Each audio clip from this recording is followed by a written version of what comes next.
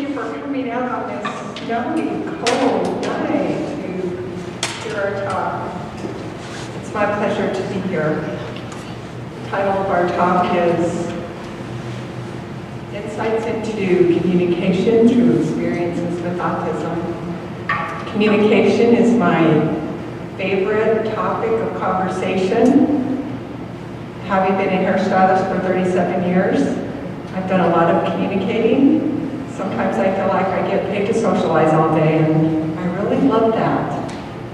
It's fun to be here with you tonight to share some of our experiences and some of our insights that we've learned about communication, specifically through some experiences with autism.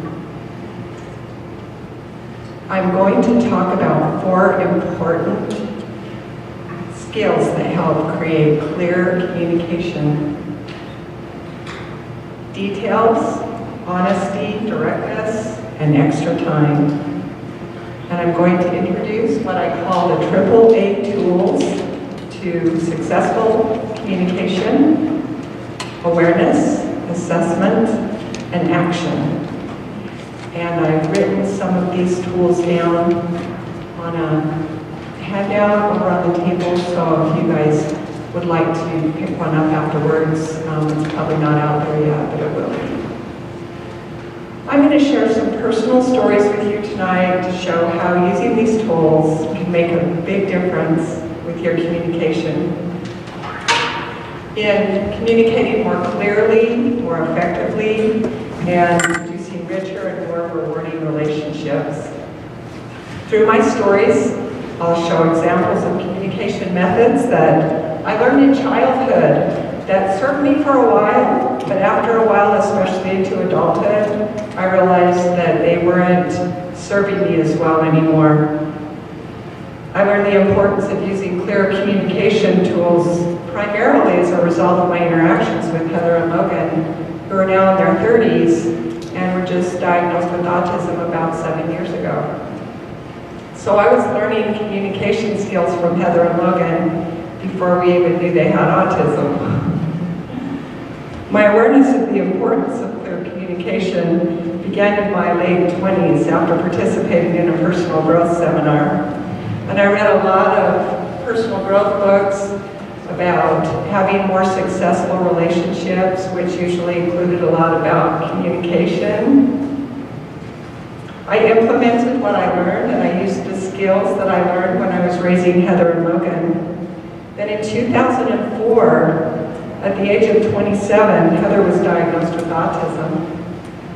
During her studies as a psychology major nearly 7 years prior, Heather suspected that she might have autism, and she began teaching me a little bit about autism even before she was actually officially diagnosed. So the need for precise, clear communication became very clear to me at that point. Logan was also diagnosed with autism a year later, which really surprised me. Actually, it shocked me because Heather and Logan have such different personalities.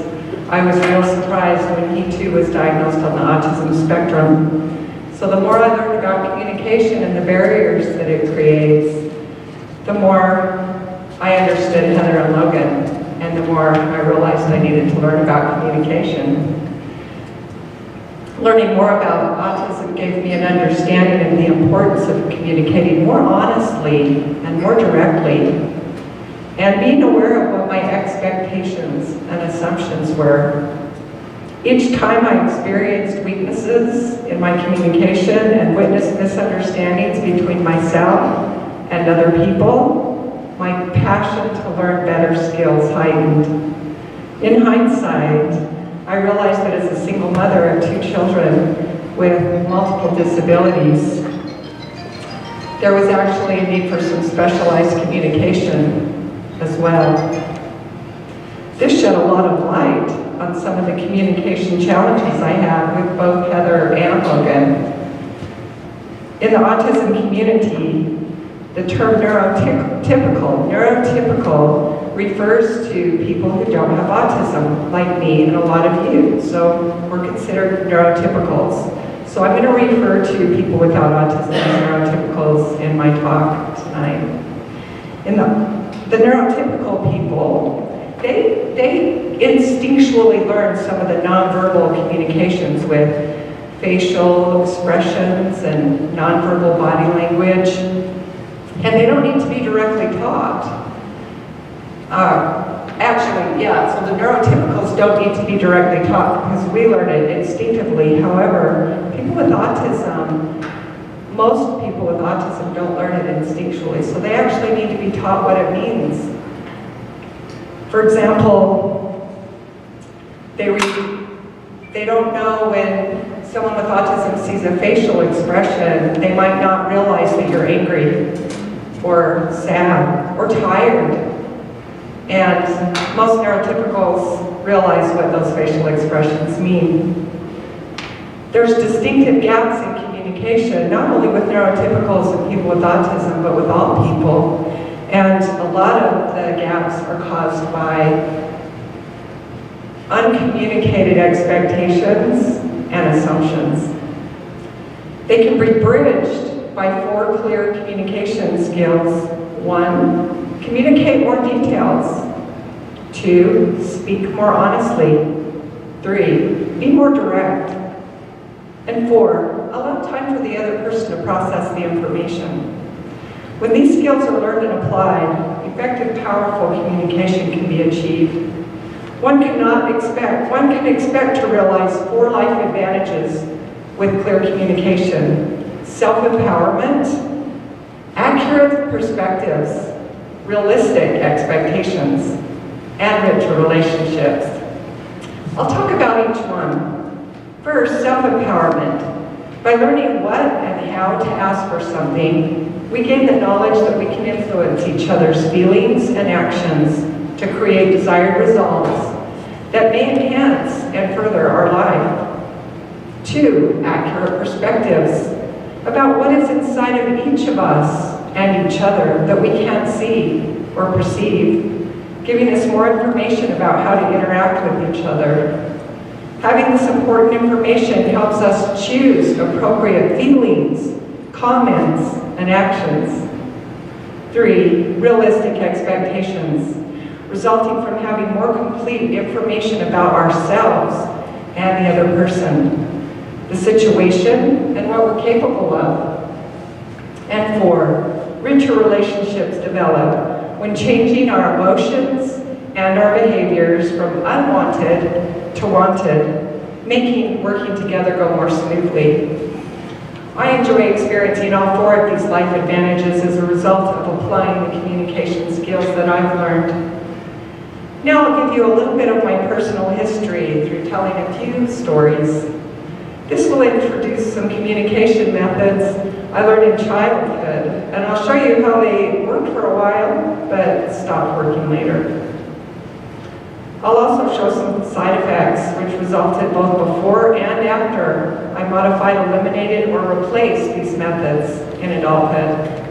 I grew up in a dysfunctional home, with contention all around me, never knowing what words or feelings would produce turmoil.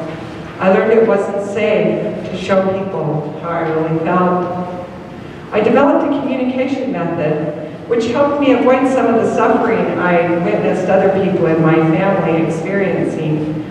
I learned to block or ignore my immediate reactions to what was going on around me, and it protected me like armor from accidentally saying or doing anything that might communicate how I really feel. One way I achieved this was by sucking my thumb until I was 13 years old. It's pretty hard to talk when you have a thumb in your mouth. As I got older, I substituted food for my thumb. I became so efficient in putting on my armor, which blocked all my reactions and my emotions. I lost the ability to know what I was feeling much of the time. This protection method, or you could say silent communication tool, successfully saved me from a lot of suffering. And also an unexpected result was that I got an abundance of approval. Consequently, I honed it to perfection. I became known as the perfect child. I acted calm when I was upset, happy when I was sad, nonchalant when I was being teased, and very nice even if I wanted to be mean. Another coping skill I used to produce a more desirable result was tone of voice. For example, when I was in my teens, if my mom was getting upset with me for a chore I didn't do, and I'd reply with a typical kind of snotty attitude of a teenager, and I'd go, "Fine, I'll do it." And of course my mom would get mad and say, "Don't talk to me like that." Well, right away, I changed the tone of my voice to be more placating and pleasing. "Okay, I'm gonna go do it right now. I didn't do anything." Of course, I knew exactly what I did, but I did learn what a valuable tone of voice is when it comes to communicating. Later, as a parent myself, when Heather and Logan were goofing off or fighting as kids do, and I was getting really annoyed, okay, I was mad, and I'd yell at them. The tone of voice that lots of parents use when their kids are goofing off and fighting. And they'd just giggle and look at each other like they had a secret. They did. Later, they told me what their secret was. They said, "As long as you're yelling, we know you're not very mad. It's when you get really quiet and silent that we know we better behave." Looking back, I realized how confusing my behavior must have been, especially for my children who had autism, behaving in the opposite way that I felt. There's a lot to learn from our children as a parent. After Heather and Logan were diagnosed with autism, I learned more about the need for direct, honest, clear communication. Recognizing what I'm feeling and then communicating it directly, it doesn't come natural for me. These are challenges I'm continuously learning to overcome. Because Heather and Logan have multiple disabilities, I was highly aware of how vulnerable their self-esteem would be. Not only because they were living in a world that values beauty and normalcy, but also because I knew that there would be staring and teasing. So I was committed to protect their self-esteem and build it from the moment I brought them home from the hospital. One way I perceived I could do this was to not get mad over spilled milk.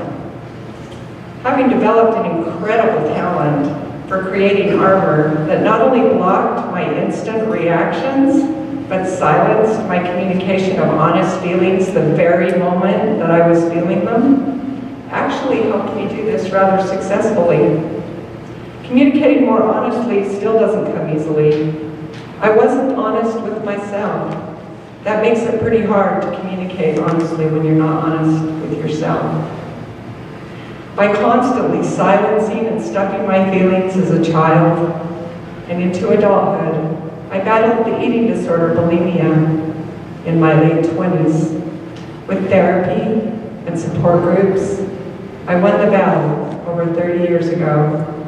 My continued success is the result of communicating more honestly to myself and to others. I'm committed to staying emotionally healthy by using positive communication tools. A benefit of constantly working on personal growth and improving my communication is that Heather and Logan learned some of these skills while they were still young. Not only did they interact with me regularly, but they observed me interacting with my customers daily because I worked at home as a hairstylist. Later, after Heather was diagnosed with autism, I learned a valuable lesson surrounding uncommunicated expectations and assumptions. Sometimes when my husband's out of town, I invite Heather to come over to my house for dinner and a movie. She's excited about our plans and she waits all day in anticipation for 6 o'clock to roll around, because that's when I told her I'd come and get her. I'm usually tired after a long day's work and I have phone calls to make. And this night was no different. But I was really anxious to leave the salon, get in my car, and go to Heather's. So I decided to make some calls in the car on the way to Heather's. Well, when Heather came down and got in my car and saw that I was on my phone, she was not happy. So as soon as I hung up my phone, I faced an angry Heather. She communicated the only way that she knows how, through her autistic filter of honesty, directness, which can sometimes be blunt. And she said, I expected our time together would begin the instant I got in your car. When you said we would get together at 6 o'clock, I took your words to mean you would be meeting me at 6 o'clock, not you, me, and the person on your phone. I took your words literally. I thought that's what you meant. I don't like it when you're on your phone, when you pick me up. Well, I assumed my words meant that I would pick her up at 6 o'clock. I didn't know Heather would expect me to be available from that moment on for the rest of the night. And I assumed that Heather would understand that I was only going to be on the phone for a minute, and then I would be finished with my business, and we could enjoy the uninterrupted evening together, the rest of the evening. My automatic armor kicked in, protecting me from reacting. I blocked my feelings, remained calm, and said nothing. It's not what I wanted, but it happened anyway. I learned that while I can't choose my automatic reaction, I can choose my behavior and my words after my automatic reaction. Well, I wanted to go close to Heather and establish a loving relationship so that we can enjoy the rest of the evening. Immediately, the 4 skills for clear communication popped into my head. Communicate more details, speak more honestly, be more direct, and allow time for the other person to process the information. Sometimes I don't know exactly how or what I'm going to say. I just start talking. And I know from experience, if I speak from my heart, the situation almost always gets better. Trying to control the tone of my voice, I said, I'm sorry you're angry with me. I was really excited to come and get you. I wanted to be with you sooner, and I knew that if I made the phone call on the way over, I could come pick you up sooner than if I stayed at the salon to make the call. I always look forward to seeing you, but right now, I feel like you're always mad at me. This makes me wonder why I'm excited to come and see you. I went on speaking with honesty and directness.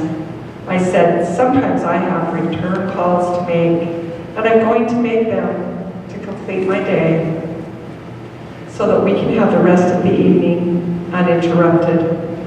Still feeling upset, she said, I have things I want to say to you right when I see you to help me adjust to a new environment and reconnect. I understood what she meant. People with autism like order and familiarity in their lives. Transitions and changes bring disorder and stress. The sooner they can make the transition, the better off it is for everybody. We sat and talked in the car for what seemed like a long time. We learned some valuable insights that would produce more accurate expectations and assumptions, create successful interactions, and help each of us feel more understood and respected. I identified 3 common tools that I call AAAs to successful communication: awareness, assessment, and action. Awareness. Learn what the expectations, agendas, and assumptions of each person are. To achieve these, use the 3 senses: look, feel, and listen. Look. Pay attention to nonverbal communication, body language, facial expressions of others and yourself. Feel. People nearly always show their feelings, So notice this energy that's surrounding the other person, and notice your own energy that you're putting on. Listen to what the other person is saying verbally. What's the tone of their voice? What inflection is being used? 2, assessment. Assess the information you collect and process what you're aware of. Compare the various channels of information for discrepancies, incongruencies, and agreements. For example, is the non-verbal body language congruent with what is being said? And 3, action. Check in, ask questions, communicate what each person is thinking, feeling, and expecting. Adjust for discrepancies. Come to an agreement or compromise about expectations. Get clarification or verification of assumptions. Organize the agreements by priority. It should be noted that by using these 3 tools continuously and concurrently throughout interactions will produce successful results. Using these tools takes extra time. However, being rewarded with better communication is well worth the extra time that it takes. Heather and I could have benefited from using these tools a few years ago when she and I were visiting family in Florida. Heather was 25 at the time. A lack of social awareness was a strong characteristic of autism that she exhibited then, and she decided that she wanted to learn about social etiquette. She wanted to do this by participating in the conversations and by asking questions, rather than reading her book all the time, which is what she usually did. She decided to put effort into making conversation. So one evening, my stepmother and I were clearing off the table, and I commented on her placemats. So she started telling me how she got them off the flea market along with the matching basket that contained them. Conversation was going along in that fashion when Heather spoke up. Do you guys really find what you're talking about interesting? Well, I didn't find this question offensive because I knew she was trying to learn. I understood that most people would take offense to this comment. And I sensed that my mother-in-law was offended. So I explained what Heather meant by her question. Then we spent the next 60 minutes discussing why small talk is necessary and how deep conversation takes more effort and sometimes people don't want to work that hard. We also explained the importance of listening to other people, even when you don't think what they're saying is very interesting, because it shows them that you care about them. The next morning, we women were sitting around a glass table on the patio, enjoying the beautiful sunny weather and relaxing, when Heather asked the question, "Can we talk about something that I would be interested in?" Well, we all agreed and asked what she'd like to talk about. She said, "Let's discuss what our goals in our lives are and things we're working on to improve ourselves." Heather likes deep conversation. Well, we asked her to start the conversation by telling us what she was doing to improve herself. And then we followed her lead. We managed to get a good conversation going, but it took some effort. Deep topics require that you dig deep into yourself to think about your answers. The conversation was moving along well when my dad came out of the house onto the patio. He was talking the second he entered the area, interrupting our conversation by telling us about something he just discovered on the internet. And he was so excited about it, he just went on and on about it. Well, when he paused, Heather asked, "Is what he just did considered socially acceptable?" Of course, he took offense to that. Anyone would. I could tell he felt rejected. So I followed him in the house and I explained to him that Heather was trying to learn and that she didn't mean to offend him. When I returned, we spent the next hour teaching Heather about the dynamics that occur within groups. We explained that people come in and out of the area, sometimes interrupting the conversations that are already in progress. Perfect manners would be to say, "Excuse me," before sharing your thoughts. Or you might ask if you could interrupt for just a minute. Or you could just wait and let them finish talking. Most people are used to the interruptions of others in a situation like this, and they don't even notice. After a week of Heather's questions and deep conversation, we were all worn out, including Heather.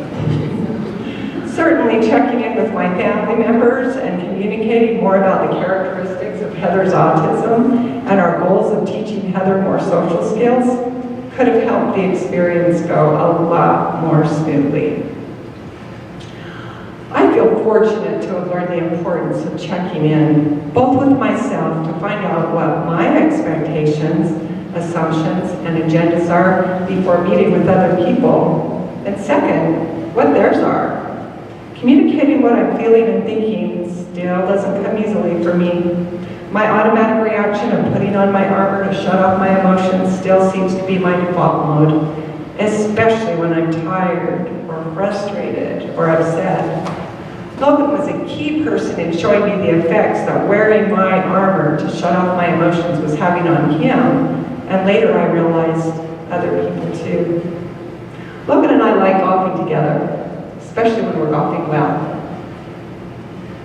One experience stands out in my mind. Several years ago, I met Logan at the golf course. He was having a lot of personal struggles because of his disabilities, and I looked forward to giving him an opportunity to have some fun. I was often a little nervous about meeting with Logan because I knew I had a few personality behaviors that were difficult for Logan to be around.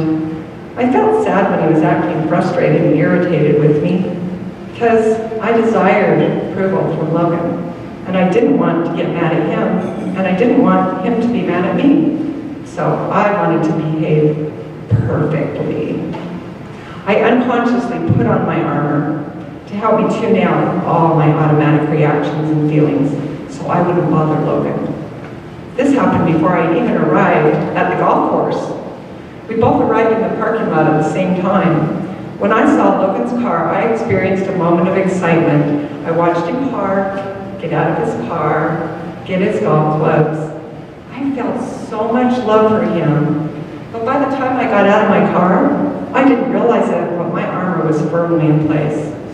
It was only years later that I realized Logan was reacting to my armor, but I didn't know it. As we started golfing, the energy between us wasn't good, and it got worse. The tension was building. As it got thicker, my armor got thicker. I finally persuaded Logan to communicate something, anything to me, because I desperately wanted to feel closer to him. Not wanting to hurt my feelings by communicating honestly and bluntly through his autism filter, but seeing that I really wanted him to explain what I was doing that got in our way so often, he took his chances. With strong emotions, he said, "I can't relate to you. You're not normal. You never have any problems that you need help with. You never cry or complain. You don't get depressed or angry. You overcame your eating disorder, and you always succeed with overcoming your challenges. You don't need anything from me. I can't relate to you." This was the clearest, most direct way anyone had ever communicated to me what it was like being around me when I was wearing my armor, shut off from all my reactions and all my emotions. It was difficult for me to discover that a communication tool I've been using all my life to get me through difficult situations, surgeries, challenges, and I got a lot of approval from people because I could sense how I was supposed to act, and then I could act that way. But it was hurting my relationship with my son. After that experience, I began to realize my tendency to go into this protective state in many of my other relationships as well. Learning to catch myself before this happens is difficult. Much of the time, I don't realize I have my armor on. I learned that my assumptions and expectations about a person or a situation are often what trigger this reaction. Now that I know this, I can catch myself and choose a different behavior, one of honesty. I'm not very good at this yet. Just recently, I experienced another episode with Logan, my teacher. I was working late. It was around 9 p.m. when I received a call from Logan telling me he had a problem. I was so tired. I was anxious to go home. Logan told me there was a long line of ants coming into his art studio through a crack in the windowsill. He asked if I would come over and help him caulk the crack. Because I was tired, I didn't want to, but I said I would. With my armor automatically on, I ignored how exhausted I was and how difficult it was for me to help Logan that night. Doing the job fast was all I was thinking about. Logan's very particular about his space in his home. Sometimes when I come into a room, I can be like a whirlwind, knocking things over and making messes, especially if I'm in a hurry and tired. Well, I was both of those things that night. So, I was in default mode, which meant my armor was thick. I was ignoring all of Logan's efforts to communicate his frustrations with me. I arrived, walked in his studio, moved his personal items that blocked the area by the crack. I cut off the top of the caulk and started caulking the window, using my finger. Logan was in a panic. With my armor on, I was completely ignoring him. With messy, sticky caulk all over my hands, I asked him to get me a roll of paper towels to wipe my fingers off. Logan was getting more upset by the minute. The more upset he got, the calmer and more tuned out I got. I can't even remember the other details of that evening, except that I finished the job and left. Logan was angry, and I was sad. Using the 4 clear communication skills and the triple A's for communication success certainly could have given us more accurate perspectives and realistic expectations that night. Using better skills could have helped each of us feel more empowered and safe. Our relationship could have been strengthened and rewarded with more closeness. I'm learning to check in with myself first and pay attention to how I feel, then communicate honestly to the other person. To tell them what I'm capable of or what I'm not capable of, especially when someone asks me for help. I'm getting better at recognizing when I have my armor on, and then I'm consciously choosing to keep it on or take it off, depending on the situation. I'm checking in with other people by asking how they're feeling and paying attention to their nonverbal communication. I'm encouraging communication about each of our expectations and our agendas. Then together we're coming up with a plan that will work for both of us and help us create a closer, richer relationship. Even though I haven't mastered clear communication yet, using the tools I presented tonight certainly help.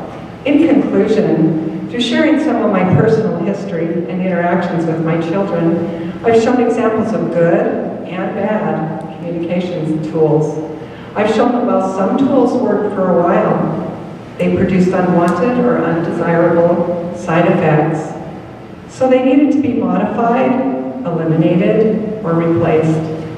I shared examples of situations where using clear, honest, detailed communication produced meaningful and successful results. I presented what I call the AAA tools: awareness, assessment, and action, that help create successful communication outlines.